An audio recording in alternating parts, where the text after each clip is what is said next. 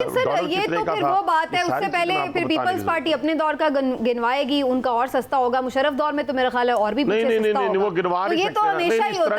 इस तरह नहीं होता। जैसे सर कीमतें तो हर दौर में थोड़ी सी तो इंक्रीज करती हैं, इस तरह ना करें। अच्छा नहीं, इस तरह ना करें। नहीं, ये तो फिर जैसे आप बात करेंगे ना, इसलिए फिर आप कौम को कंफ्यूज करते हैं और एक ऐसे शख्स को मीडिया के जरिए या किसी और जरिए वो आके मुल्क का वजीर आज़म बन जाता है। वो 1 करोड़ नौकरी भी नहीं दे सकता, 50 लाख घर भी नहीं बना के दे सकता, 200 अरब भी डालर नहीं। बात पूछ रही हूँ। नहीं सुने तो सही ना। हाँ सुनाए, मेरी बात तो सुने ना, मेरी बात तो सुने। देखिए ना, आप क्या मैं झूठ बोल रहा हूँ कि 12,000 मेगावाट बिजली पैदा हुई? क्या मैं झूठ बोल रहा हूँ कि मोटरवेज के जाल जो हैं वो बिछाए गए? क्या मैं झूठ बोल रहा हूँ कि उस वक्त जो पाकिस्तान के अंदर डॉलर था मियां नवाज शरीफ की मौजूदगी में वो 96 और 105 तक था मैक्सिमम? क्या मैं झूठ बोल रहा हूँ कि उसकी तरक्की की शरह 6% थी? क्या मैं झूठ बोल रहा हूँ कि उस वक्त महंगाई नाम की कोई चीज़ नहीं थी पाकिस्तान के अंदर और 62 बिलियन डॉलर अपना सी पैक से आ रहा था? क्या मैं ये सारी चीज़ें 12 इंडस्ट्रियल जोन बनने जा रहे थे? ये सब सच्चाई पर मबनी बातें हैं। हाँ, पीपल्स पार्टी हमें बताए, अच्छा वो बताए कि उन्होंने कितने मेगावाट बिजली पैदा की, या कोई और पार्टी बताए। हमारा मुकाबला इस कारकर्दगी की बुनियाद पे होना चाहिए। इमरान साहब बिल्कुल ठीक कह रहे हैं अब्बासी साहब, किसी का भी मुकाबला कारकर्दगी की बुनियाद पे होना चाहिए। लेकिन हनीफ अब्बासी साहब, मेरा एक आपसे ये सवाल है कि ये जितने भी आपने सच बोले, हम तो इसको बिल्कुल 100% सच समझते भी हैं और मानते भी हैं, लेकिन इशू ये नहीं है कि वो सच क्या था। हम आवाम के लिए सच ये है कि आज इस वक्त जो महंगाई है उसने उसका जीना दोबर कर रखा है।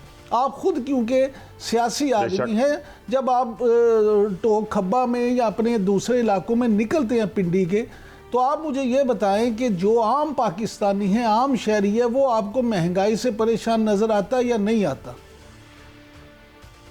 नहीं, किसने कहा? इससे इनकार कौन कर रहा है? तो लेकिन देखिए ना, चलता फिरता चलता फूलता पाकिस्तान किसने छीना था? क्यों छीना था? क्यों वज़ीर आज़म को हटाया गया था? देखें, ये मुल्क जो है ना, ये दुकान नहीं है, ये मुल्क कोई इंडस्ट्री नहीं है। मैं नहीं चला सकूंगा तो आप चला लेंगे। Sir, you are the most relevant person, इसलिए मैं आपसे सवाल पूछ रहा हूं कि ये भी कहा जाता है कि शेख रशीद साहब को इलेक्शन जितवाने के लिए आपको जेल भिजवा दिया गया था। तो आप तो ये खुद समझते हैं कि ये सारी चीजें हैं, तो मुझे ये समझा दें कि अब यही इल्ज़ाम तहरीक इंसाफ आप पे लगा रही है। उनका ये कहना है कि उनको लेवल प्लेइंग फील्ड नहीं दी जा रही। इस पे जरा थोड़ी सी रोशनी डाल दें, क्या वाकई ऐसा है? इमरान भाई, पहली बात तो यह है कि अगर उसको लेवल प्लेइंग फील्ड नहीं ना दी जा रही तो जरा डिफरेंट सी सूरत हाल है 2018 की और अब की डिफरेंट सूरत हाल है। वो कैसे, आप पूछे कैसे सूरत हाल है?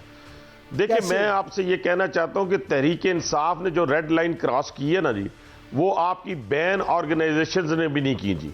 बैन ऑर्गेनाइजेशन ने भी वो रेड लाइन क्रॉस नहीं की। अगर 9 मई के वाक्य को भूल के मिट्टी डालनी है, जिसे कहते हैं मिट्टी पाओ तो आगे चलो, तो ये फिर मुल्क में ना, याद रखिएगा। नहीं सर, ये तो कोई भी नहीं कह रहा कि मिट्टी डालें, पर प्रॉब्लम ये कि या तो फिर इसको ओवरऑल नहीं, एक सेकंड तो आप कह रहे हैं ना, सर सवाल पूरा कर लेने दें। या तो ये होता कि पिछली हुकूमत ही कोई बैन लगा जाती उनके ऊपर, ताकि पता होता कि भी उनको इजाजत ही नहीं है, वो एक बैंड ऑर्गेनाइजेशन है। अगर ऐसा नहीं है तो लोग जो 9 मई में मुलविस थे वो इस वक्त जेलों में हैं, उनके ट्रायल हो रहे हैं, ठीक है, वो अपने ट्रायल भुगते हैं, लेकिन जो ऑन ग्राउंड पार्टी है उसको क्यों रोका जा रहा है या उसके ऊपर क्यों इंतकामी कार्रवाई? अगर आप मुझे पूरी बात करने देती ना, तो बात आप भी समझ जाते हैं और कौम भी समझ जाती। मुझे बात अगर मुकम्मल, हर क्वेश्चन पे अगर आप मुझे इंटरप्ट करेंगी, मैं कोई नहीं, मैं चुप कर जाऊंगा। लेकिन ना आपको बात समझ आएगी ना। मैं कह रहा हूं 9 मई का वाकया जब आप पीटीआई का जिक्र करते हैं और जब ये जिक्र करते हैं तो फिर आप फेवर कर रहे होते हैं उस शख्स को जो मास्टरमाइंड था इस पूरे वाकये का। 9 मई एक दिन में नहीं हुआ, 9 मई 1.5 साल की आबैरी में हुआ। क्या कहा जाता था? मुझे कहा जाता था ये कैसे ज़हन बनाए गए 1.5 साल में, और मामूली सा कॉलर पकड़ा, अगर किसी ने वही कानून और आइन के मुताबिक पकड़ा, तो आपने पूरे मुल्क को उन्हें कहा जाता था, जिनको आपके कायद भी कहते रहे हैं कि आपकी वजह से ये मेरी हुकूमत गई, आपकी वजह से हंसता बसता मुल्क उजड़ गया, आपकी वजह से मरियम को जो है स्मैश करने की धमकियां, तो आपके कायद भी उन्हीं को ही कहते थे, वो भी उन्हीं को ही कहते हैं जी। मेरे कायद ने तो आज तक रेड लाइन इस पाकिस्तान की सालमियत की खातर अपना इक़्तिदार कुर्बान कर दिया है, लेकिन उन्होंने कभी रेड लाइन को क्रॉस नहीं किया।